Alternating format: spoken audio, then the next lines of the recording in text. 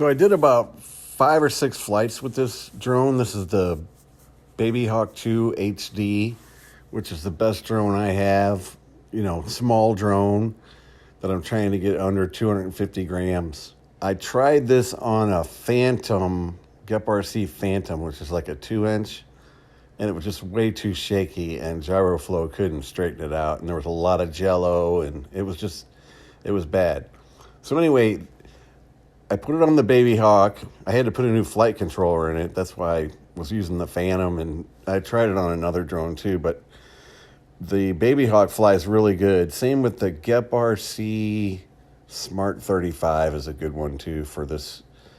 And then Cinewhoops, probably small Cinewhoops. But I'm surprised this camera actually works pretty good. So I had it at 60 frames a second, 2.7K. And my best setting was to set the ISO at 100 and set the shutter at auto and use the ND8 filter. Now the ND8 filter on this is a little bit dark.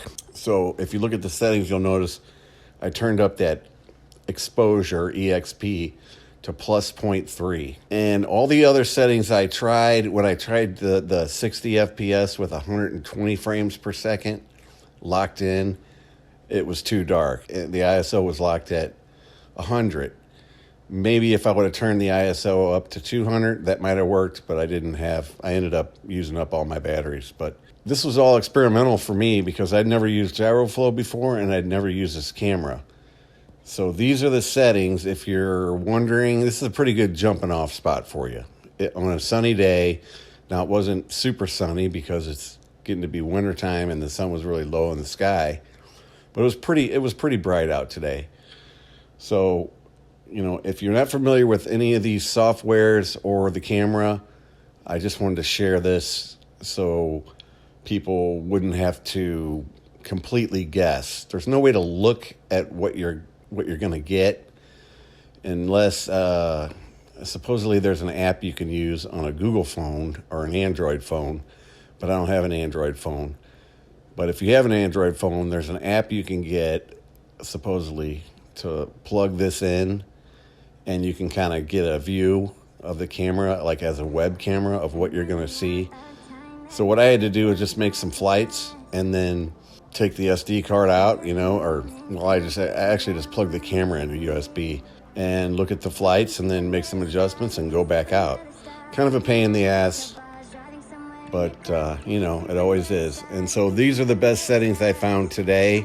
I'm not the expert, but if you don't want to totally be shooting in the dark, you might want to try these.